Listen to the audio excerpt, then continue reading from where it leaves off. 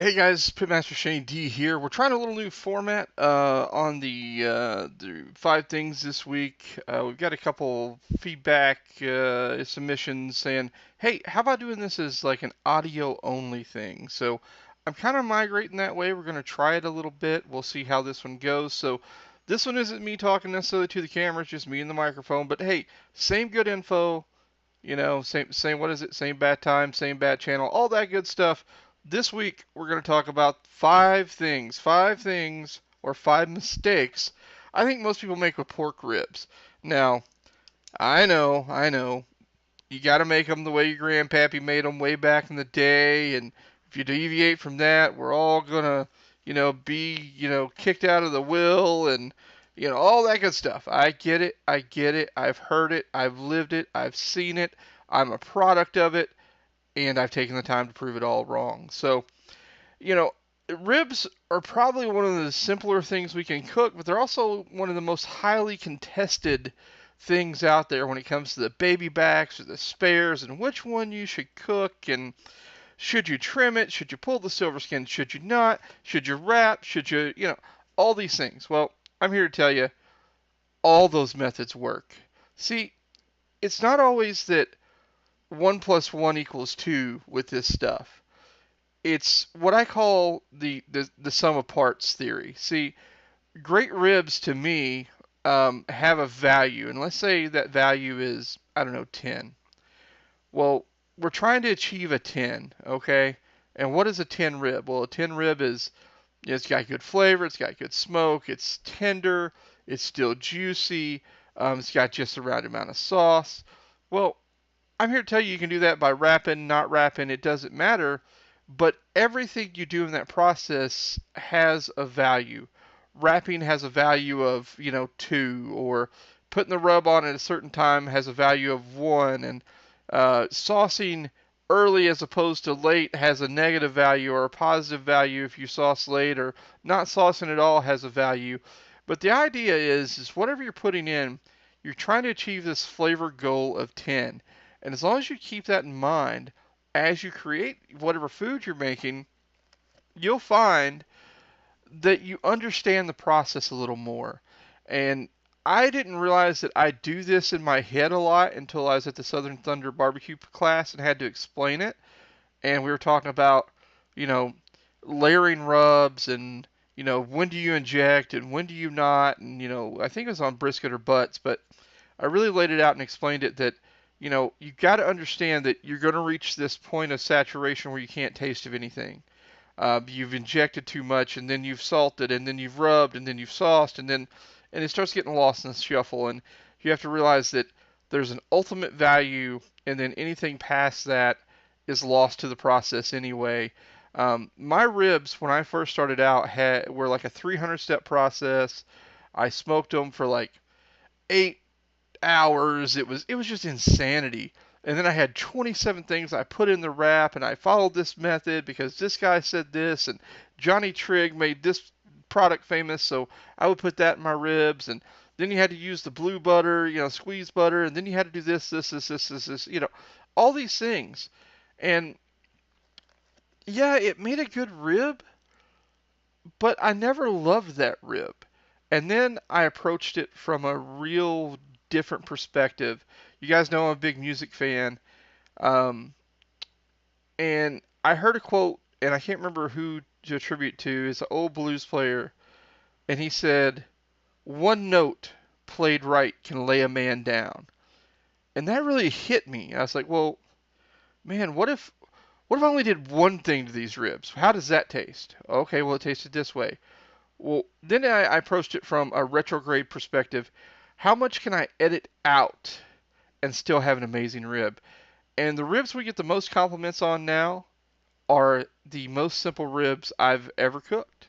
The ribs I cook at home doesn't even include a wrap. So what I'm getting at is I think a lot of people are overdoing it with ribs, but let's go through the list. And we're going to start at the top. They're not in any particular order of process. They're literally just order of this is where Shane jotted them down on the paper. That's it. Okay? So don't think one is heavier than another or is weighted more than another.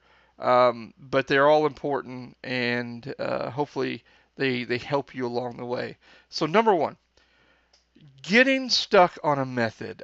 I think too many people get stuck on this 3-2-1 method. What is the 3-2-1 method? You probably know it by now. You know, 3 hours unwrapped, 2 hours wrapped, 1 hour unwrapped again. Well, that's a 6 hour rib, and it's a good rib, but it doesn't do well in all cookers. It really does well on a really slow, real low heat. But I gotta be honest with you, I think you can create an even better rib by not doing that at all. A good eaten rib, I don't wrap at all. I don't have a 3-2-1 method. I have a turn the cooker up to 250, throw them on. I may not even pull the silver skin off the back, which I know I didn't even put that on my list because that's a highly debated topic too. Because I know when I cook them, I can pull that silver skin. Literally, as I pull the ribs away from the bone, that silver skin will stay. But if I'm just in a hurry, I don't do anything but throw rub on them, put them on, never wrap. But what I do is at about the 4 hour mark, I'm checking these ribs, right? At the 3, 4 hour mark, I'm really looking at them. I may spritz them, may not. But I think two people are addicted or feel like they have to follow this 3-2-1 method. Well, it's okay to modify that method. What if you did 2-2-2? Why don't you test that? What if you played around with that process a little bit? What if you did, say, I don't know, if you're a 225 guy, what if you did 4 hours unwrapped and then 30 minutes wrapped and then 30 minutes unwrapped? I mean, you'd probably still have a very good product there, but understand your process is dictated by the tool you're using, by the cooker you're using, by the temperature you're using, how much smoke your unit lays down. That dictates more what process you should be using. So don't get stuck on that process. So number one, don't get stuck on a process. It's okay. Try multiple processes. Understand that I think you need to know several processes anyway. You need to have a wrapped rib process. You need to have an unwrapped rib process in your arsenal because you don't know what the cooking scenario will be when you've got to do 10 ribs and how long they'll hold and all this stuff. So don't get addicted to the process. Test and figure out what works for you, the tools you're using, the smoker you're on, all those things, okay? Number two, I think most everyone sauce a little too early. If you're saucing any earlier than the last 30 minutes, in my opinion, you're way too early. Um, a lot of times I won't sauce at all. I'll serve sauce on the side, or I'll sauce right on the cutting board sometimes. Now in the competition, that's a little different. I use the sauce to grab a little more smoke, a little more flavor, that tackiness of the sauce. But I think a lot of people that are putting sauce in their wrap when they are wrapping are really destroying that rib. You don't taste the porkiness anymore, unfortunately. So definitely don't sauce too early. Wait till the end or serve the sauce on the side would be my recommendation. And I think your rib overall will taste more like pork. You're going to be able to identify more smoke in that.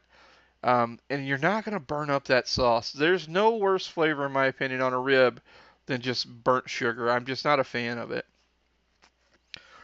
Number three, meat probes and ribs. Can we just stop? Let's not put these giant meat probes and ribs. You don't need them.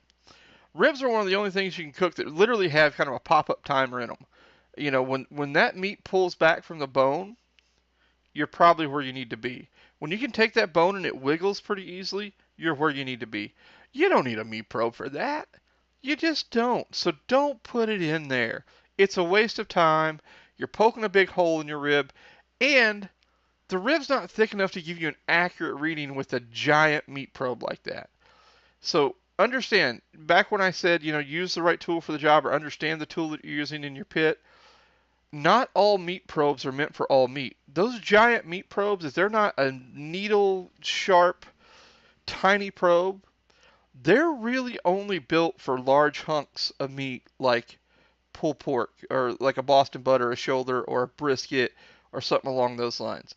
See, the meat probe is designed to be pushed far into the meat and have, a good inch and a half of flesh or meat on either side of it to read. Okay?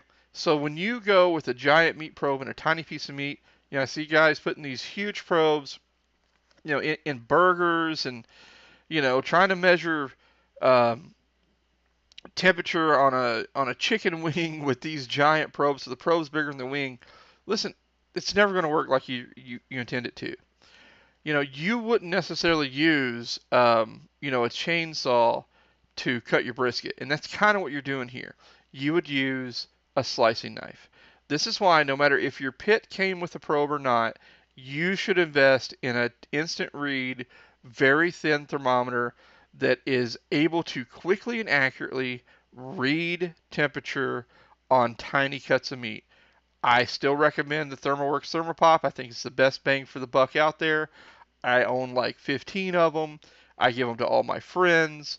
I never just order one when I order them. I always order 3 or 4. I catch them on sale for like 18 to 20 bucks a piece, and I carry them everywhere. One stays in my truck. I mean, it's insane. I have them in every drawer in the house. I have them by every cooker. I'm just obsessed with these things because I really do think they're the best value for the dollar when it comes to measuring temperature accurately and quickly. Yeah, the Thermapen is nicer. It's backlit, the Mark IV, but it's also about 4 to 5 times the price, depending on what sale you catch. So I do love my Thermapen. It is faster, but to me it's not any more accurate, and it doesn't deliver any more value to what I'm doing than that Thermopop. So be willing to check those out and invest in that.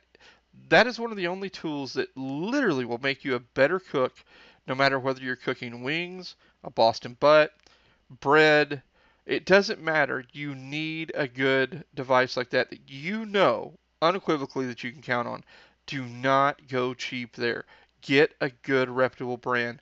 Those $3, $4 a piece ones that you can buy on Amazon, they're junk. You're going to use them 3 or 4 times and they're going to absolutely fail on you. Or worse than failing, they're not going to read accurate temperature.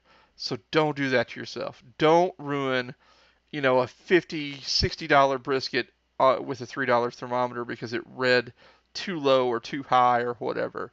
Just don't do that to yourself. Invest in a good one. Number 4, rubbing too early.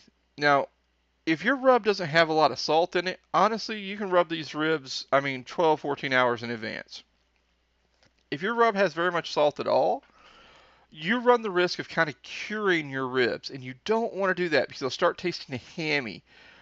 Literally, depending on the cut of rib, it will have more of a hammy texture and taste instead of that succulent, bacony, somewhere in between bacon and Boston butt flavor that a rib really should have.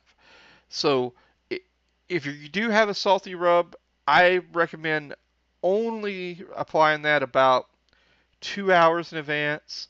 A lot of times I won't pre-rub at all my ribs. I will put them on dead cold on my smoker, hit it with a good coat, come back an hour later, dust another coat over it, and that's all I'll do. The flavor's there. You just don't need to do that, hours and hours in advance. Now, a lot of you guys are going to ask me about what about, rubbing your ribs down with mustard and then putting your rub on. Hey, that's great. We did that for a long time. We do it the night before. And that's when I started noticing a lot of our ribs going hammy. It wasn't the mustard, it was the salt and the rub, because I've tested it with olive oil, I've tested it with mustard, I tested it with rub only. So just keep that in mind. If you like your ribs that way, don't worry about number 4. Just ignore what I said. Put the rub on whenever you want. I personally like a super succulent rib though. Um, and I don't want to draw too much moisture out of it too early on. Okay, so don't salt or rub too early. Okay, easy peasy. Put them, rub when they go on, and dust it again. Layer those flavors. All right. Last but not least, I see this one all the time. This will also result in a hammy rib or a washed out rib. And it's too many things in your wrap. If you prescribe to a wrapped method, I see guys putting in butter and more rub and hot sauce and apple juice and brown sugar and listen, I'm going to tell you now, one of the worst things you can do for a rib is to put all that junk in there. I know it sounds counterintuitive. You're like, I got to get that flavor in there. But believe it or not, you're kind of washing all the flavor out. And you're washing all your color out. That's what we learned doing all these ribs. Now my wrapped rib, all I put in there is brown sugar if we're going to sell these ribs. What I learned by doing that was that the color that the rib had before it went in there stayed. I can't count the number of times I had a beautiful, beautiful rib before the wrap, and then when it come out of the wrap, it would just look washed out, literally washed out. No definition in color, bark was gone. It was just sad to see. And then I had to open the rib back up, reapply rub, and try to get that bark built back up. Well, that's fine. You can do that, but understand you're wasting product. And if you're doing these for catering, product equals money. So why use twice the rub? Why use apple juice and brown sugar and butter and all these other things when you can just get it done with one or two products? I recommend adding no more than about a quarter cup of liquid to your rib. Period. Any more than that, you really run the risk of washing it out. So again, my wrapped rib anymore, brown sugar only or butter only. If like, I do a lot of keto, a lot of paleo stuff where I can't have the all that sugar, but I'll put a nice, chunk of Kerrygold butter in there, and that makes them extra succulent. I really like that. Um, Victory Lane or Heath Riles had a great product called Butter Bath that is fantastic in ribs. That's used on competition trail a lot. I've seen people put Italian dressing in there. That works pretty well. But again, don't go nuts with it.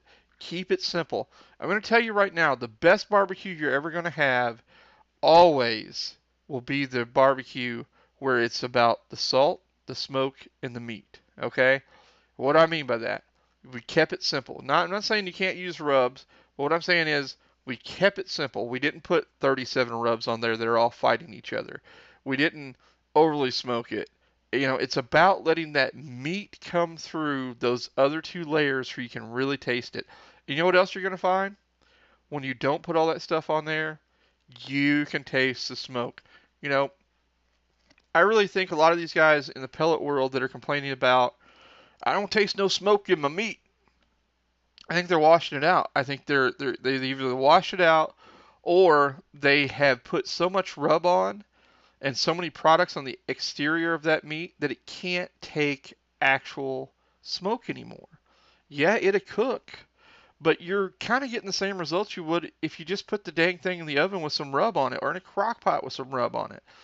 You know, it's it's sad to say, but that is what's happening. I think we, in our hope to do better, it's like, well, I'll just add this. It tastes a little better, and I'll just add this. Well, you can overpaint a painting, you can over edit a song, well, you can over edit and overdo barbecue. Barbecue at its core is a simple thing cooked for a while with very simple flavors, and those are the things that to me that always tasted best. So again, edit it back down. Don't be afraid to just try it with just a couple ingredients. Try it one or two times. What do you have to lose? At the end of it, if you don't like the way it tastes, guess what you can do? Dump a crap ton of sauce on it at the very end, or serve it with a crap ton of sauce, or serve it with some more rub. I mean, you can't mess it up. It's a rib. It's always going to taste good. Even when they're hammy, they're still good. They're just not great. So that's my advice for ribs. I hope it helps some of you guys out. Let me know what you think about this new format. We're trying to keep it a little more informal. I'm also going to be doing some stuff with Gorilla Live each week that we'll be addressing some of these topics, and that's going to be on Facebook. So I'm trying to streamline this process and still keep the Pitmaster Shane D content out there. But a lot of this stuff is going to move to the Gorilla side as well, and I'll be giving these tips and tricks live each week through the Gorilla Grills Facebook channel. So be sure to like that Facebook page if you haven't already, so you're notified when we go live. Be sure to like and give me a thumbs up on this. Let me know what you think about this new format. And we'll just kind of keep tailoring the channel to what you, the fans, are asking for. So I know a lot of you guys listen to this, riding to work or whatever, and you don't necessarily care about, my facial expressions, or my chubby face staring at the camera.